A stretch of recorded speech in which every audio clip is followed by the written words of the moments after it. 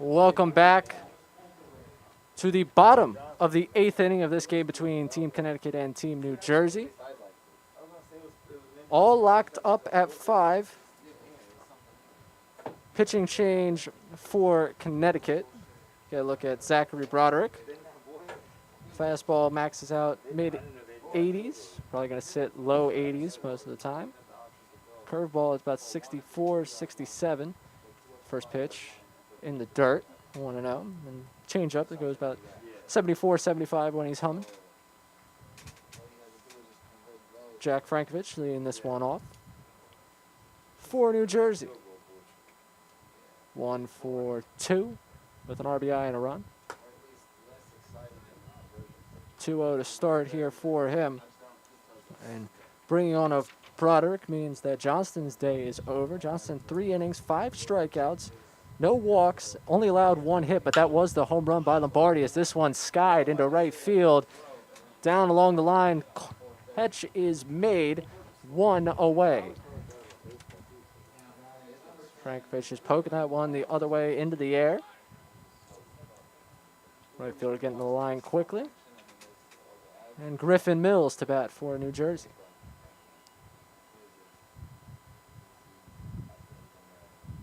Broderick winds. This one popped down the right field line, but out of play.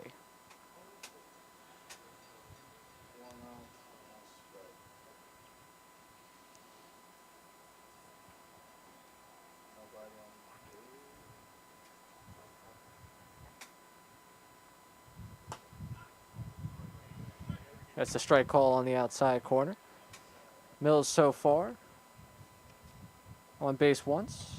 Lined out to center in his last AP. He scorched that liner to center, though. It was a solid piece of hitting up the middle. That's what you come to expect from Mills. Really hard contact. Correct me if I'm wrong, but I believe it was Griffin Mills who I predicted in his next at bat would hit a gapper. That is true. Not looking great with a 1-2 count, but 2-2 to him now.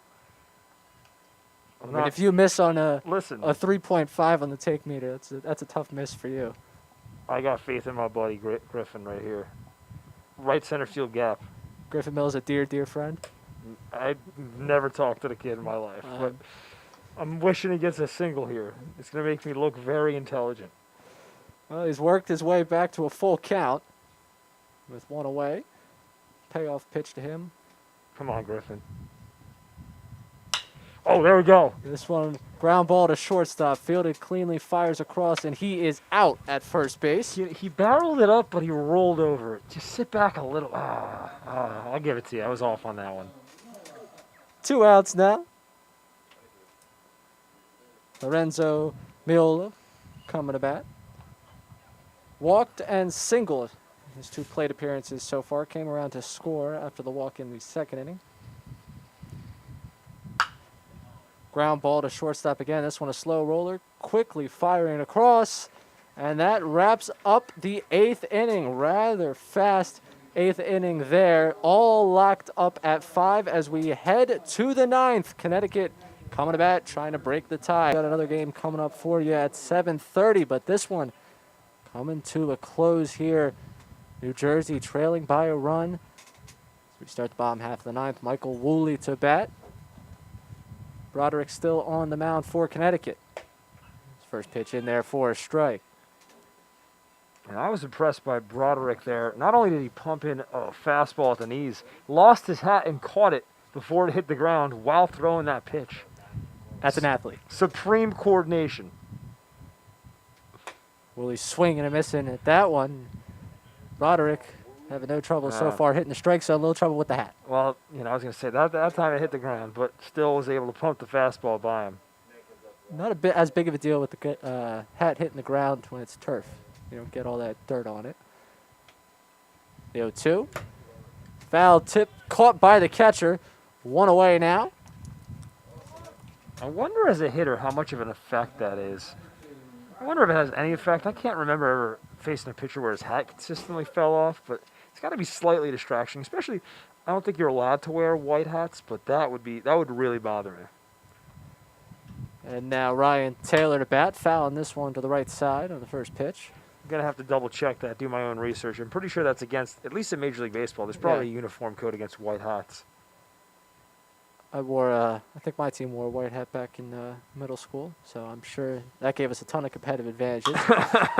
Ground ball to shortstop, fielded cleanly, firing across the diamond, got him at first. 2 away. Hey, man, Pedro Martinez used to cut up his sleeves. It's hard enough to hit 98 with a Bugs Bunny changeup and 12-6 curveball. With those sleeves flying in the wind, forget about it. So, New Jersey down to their last out. Josiah Brown coming to bat. Looks at a strike to start this at-bat. They're struck out looking his first 2 at-bats. I'll tell you what, if Josiah Brown can reach, the man on deck does have a home run in this ball game, so... Just putting the idea in people's heads, not committing to it. Got it. Ball outside, 1-1. Hey, man, I'm clearly no guru based upon my track record of predictions from this game, so... He went 0 for 1, and he's given up on predictions forever. All it takes is a single up the middle, though, and you're hitting 300. In this case, I'd be hitting 500. Yeah. Hitting 500, you might as well head up to the big leagues to get the big-time networks. I'm waiting for my call, man.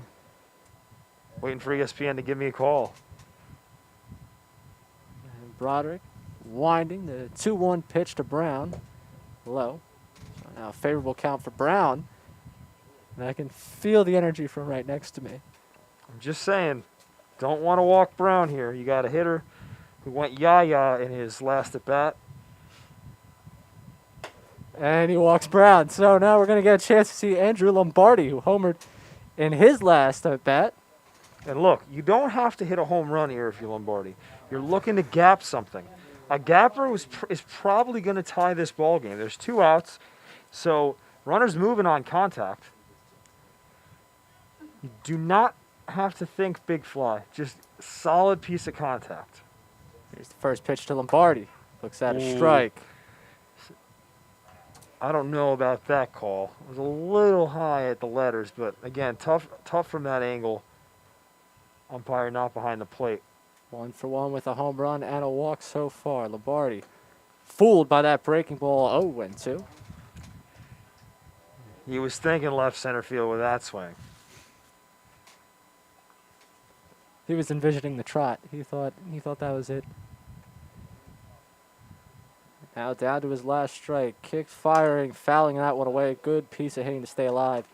Now, what I just saw though, so if you're calling pitches here as a catcher, or if you're on the mound, got to recognize Lombardi swung all arms there.